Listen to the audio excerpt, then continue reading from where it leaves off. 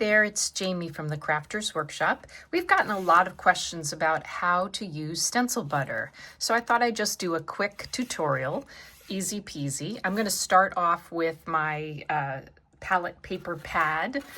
It has waxed paper and it's glued at the top and the bottom, so it won't go anywhere. And you know, I can't do anything just by itself, so I'm actually going to use 3 colors. You can always use just one, but I'm going to set it up so I'm ready. I've got hydrangea, and this is my offset palette knife. And I don't like to work directly from the jar because it's important that you keep the jars closed. That way you will always have nice jars that aren't dry.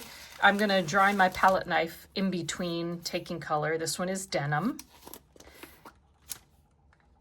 And I'm just gonna take a little bit of denim, put it on my palette over here, close it up.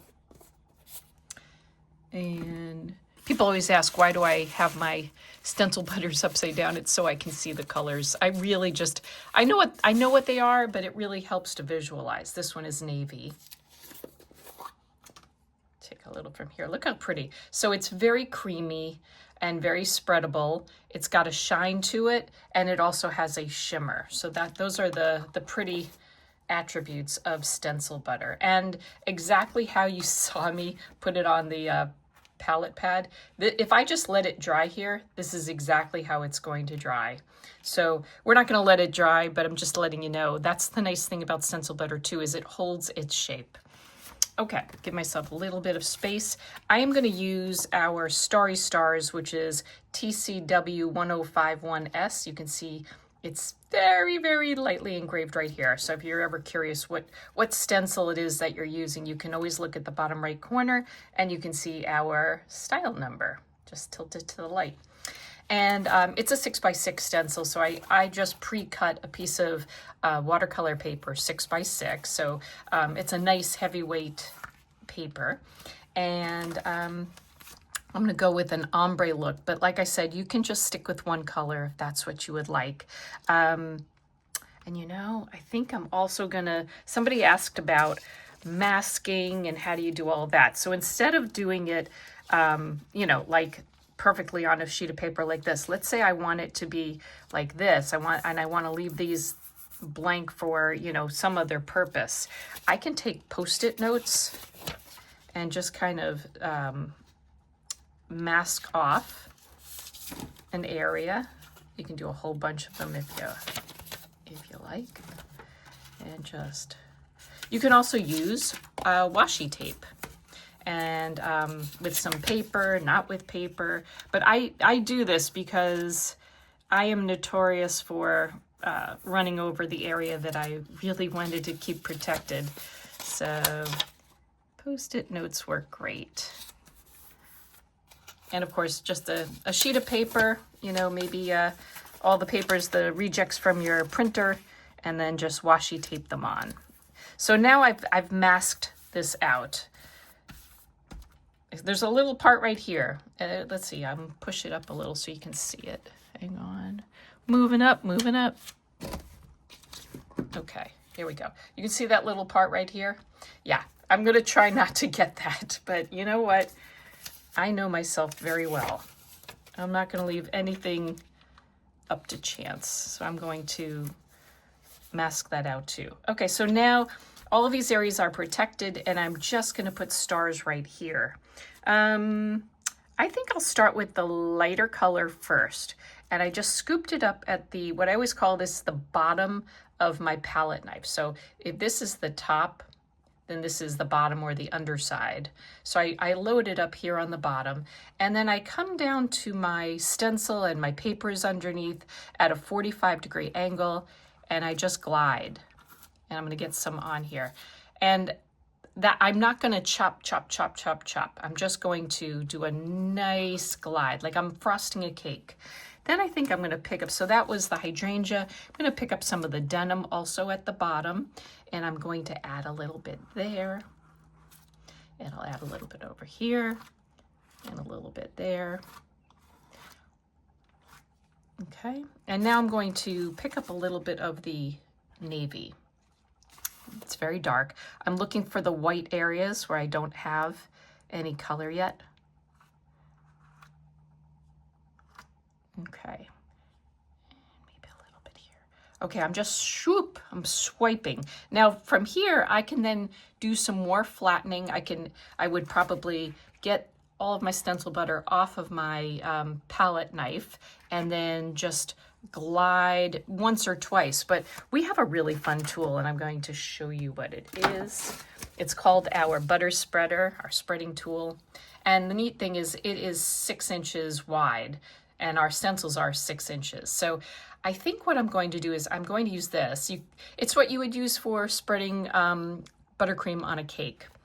So here we go. And I'm just going to go in one direction. I could pull down this way, but I'm going to end up blending away all of these pretty light colors. So I'm going to go in the direction that I applied it. I'm going to start a little bit before. So here's my runway. I'm going to start. I'm at a 45-degree angle. This is 90. Halfway is about 45. And I'm just going to swipe and swipe again. And that is it. I picked up a little bit of color there. I am not going to play with it. I'm not going to push it. That's when you start to get in trouble. I also, you notice I didn't add any water or any paint or anything to this because that's going to water it down. Now, the last thing you need to know about is how to get this off your stencil. So down here at the bottom, there we go. I'm going to hold this down, this piece right here. And I'm going to come up here at the top, and I'm going to see if I can just pull back. Oh, here, I'm going to take off my little masking pieces first. That probably is the best. Very careful. This is very ooey gooey wet. I don't want to disturb anything. Okay, here we go now. I'm going to hold down at this corner, and I'm going to pick up from this corner. Ooh, and I see I got a little spooge over there. And watch, I'm going to roll it back. Okay, so this is a dirty stencil. I can either run it underwater, but I'm gonna actually put it into a little tray of water to get the, make sure the stencil butter doesn't set. And I guess I did get a little bit under there, but I think I might also just cut this part away. But otherwise, look at how crisp that is and the nice ombre effect. Isn't that pretty? Now I could just let this dry. Everyone always asks, like, how long does it take to dry? It would take about 30 minutes.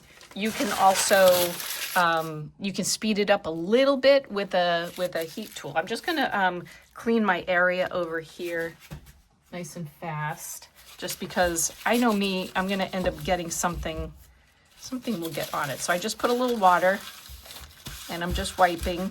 And then when I really, really, really want to clean it, I'll use some alcohol to clean that area.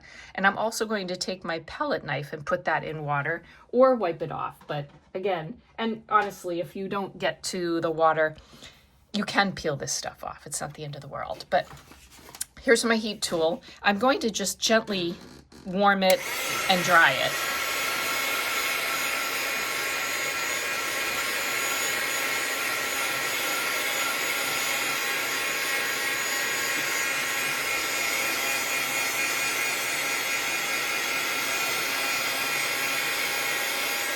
Okay, so it's not completely dry, but notice I moved my heat gun back and forth, because you don't want to burn the paper.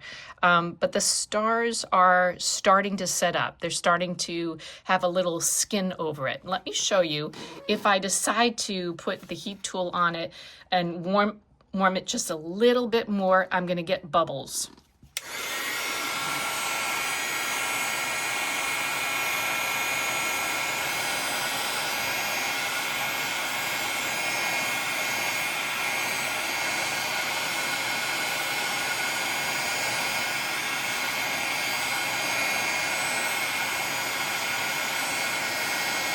There we go.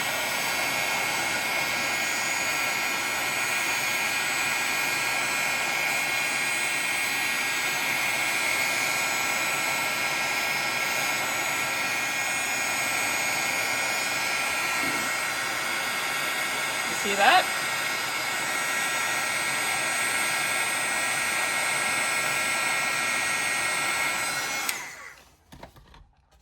So at this stage, when it's pretty wet, it's going to be like kind of fluffy bubbles, really big kind of fluffy ones. And sometimes you can leave it like that. It might deflate, but I kind of like smushing them.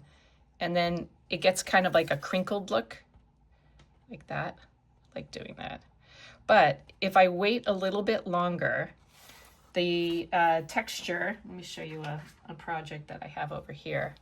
The texture will be like this. So the longer you wait, the more, I call it effervescent, the tinier the bubbles.